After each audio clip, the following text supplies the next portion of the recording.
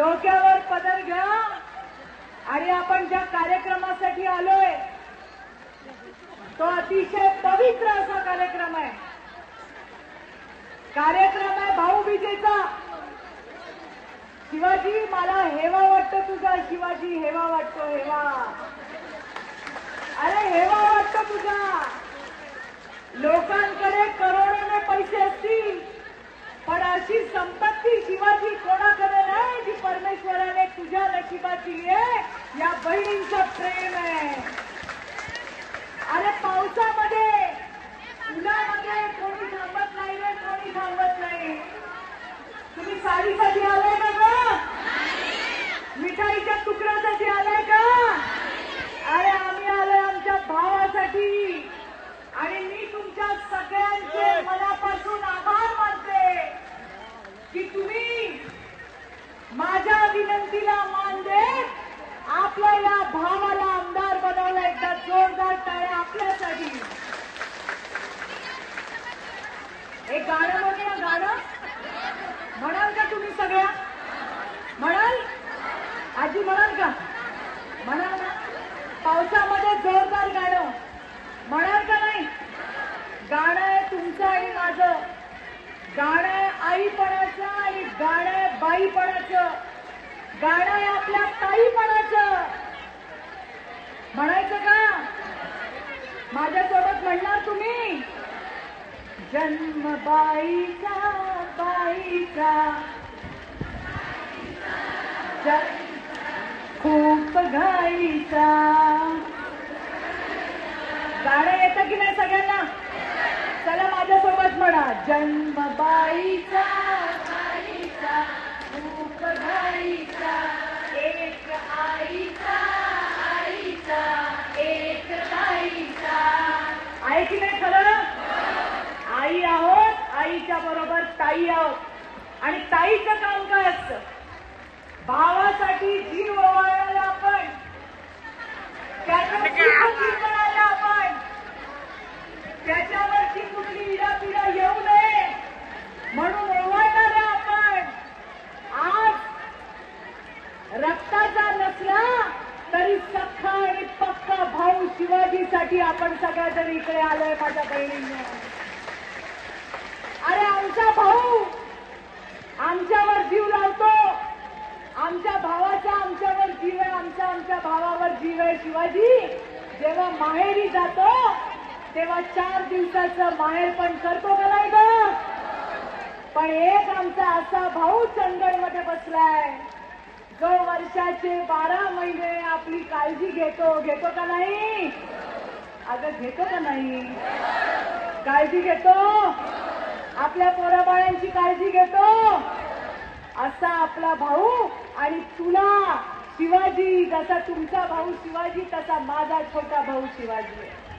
शिवाजी आपला थोडा नटखट आहे.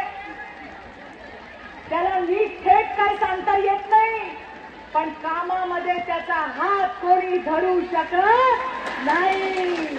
तो जेव्हा मला भेटतो तेव्हा मला सांगतो, ताई माझ्या चंदगडच्या बहिणींसाठी काहीतरी काम सांग. त्यांना 4 पैसे मिळाले पाहिजे असं काहीतरी काम सांग. असा सतत तो मुंबईला असू दे नाही तर दिल्लीला असू दे, त्याच्या डोक्यात जर कोण असेल बायका पोरं नाही, फक्त तुम्ही सगळ्याजणी 24 तास त्याच्या डोक्यात असतात का माझ्या बहिणींसाठी मी काय करू. अरे राजनीतीमध्ये खूप नेते येतात, बरंच काय काम करतात, पण इकडून जोडला जाणारा भाऊ, असा आपल्या मनापासून जोडला जाणारा भाऊ जर कोण असेल तर तो आपला शिवाजी आहे. मैत्रिणींनो, शिवाजी आहे ज्याला तुमची काळजी आहे. मला म्हणलं आमच्याकडे महिलांना कॅन्सर नाही झाला पाहिजे, माझ्या बहिणींना त्याच्यासाठी डिटेक्शन कॅम्प घ्यायचे. आमच्या आजीच्या डोळ्याचे, आईच्या डोळ्याचे मोतीबिंदूचे ऑपरेशन करायचे. आमच्या चंदगडमधला जर कुठला मायमाऊलीचा मुलगा नवरा आजारी असेल तर देवा भाऊच्या सीएम रिलीफ फंड मधून त्याला कसे मुख्यमंत्री सहायता निधीमधून पैसे आणायचे हे 24 तास काम करणारा आपला भाऊ शिवाजी आहे.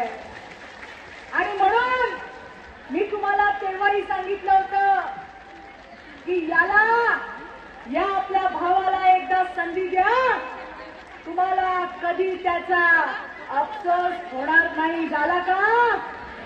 तुमच्यासाठी उभा राहतोय ना असा हा शिवाजी. मला खरंच मी मगाशी म्हटलं तसं मला हेवा वाटतोय. त्याच्या आमदाराच्या पैशातला पगारातलं 1 रुपया सुद्धा स्वतःसाठी खर्च करत नाही. मला म्हणाला माझ्या मतदारसंघात 15-16 धनगरवाडे आहेत. माझ्या पोरी 1-1 किलोमीटर ताई चालत जातात शाळेत, पण 1-2 महिन्यामध्ये मी त्यांच्यासाठी शाळेला बस देणार आहे असा विचार करणारा त्यांचा शिवाजी मामा आज या ठिकाणी बसलेला आहे. आणि म्हणून शिवाजी तुझं कौतुक आहे. राजकारण नाही, समाजकारण. मला ज्यांनी निवडून दिलं त्या माझ्या माय माऊलींसाठी मला काय करता येईल याचा सतत डोक्यात तुझा विचार असतो. शिवाजी तुम्हाला गंमत माहितीये का? आपले मुख्यमंत्री देवाभाऊ माहिती आहेत ना? अगं हो का नाही? देवाभाऊचा पण लाडका शिवाजी आहे. शिवाजीने काय मागावं आणि देवाभाऊने नाही म्हणावं असं तर कधी होतच नाही. आणि देवाभाऊचे सुद्धा आभार आहेत का नाही? दिवाळी कशी गेली ग? अगं कशी गेली? ओवाळणी आली का? आली का नाही? अगं आली का नाही? आवाजच नाही. माहेरी गेला होतात का? एसटीने तिकीट किती आहे? अगं तिकीट किती आहे? अर्ध तिकीट आहे का नाही? अर्ध तिकीट आहे का नाही? आणि कोणी केलं अर्ध तिकीट? कोणी केलं? आपल्या देवाभाऊसाठी जोरदार टाळ्या वाजवा. आता आम्हाला नवऱ्यावर अवलंबून राहू लागत नाही अण्णा. आधी नवऱ्याच्या मागे लागावं लागायचं का नाही? माहेरला जायचंय, पैसे पाहिजेत, एसटीला पैसे पाहिजेत, भावाला शर्ट घ्यायचा पैसे पाहिजेत, 4 लाडू घेऊन जायचे पैसे पाहिजेत. पण आता मागतो का ग? आता आपण नवऱ्याला बरोबर त्याला साथ देतो.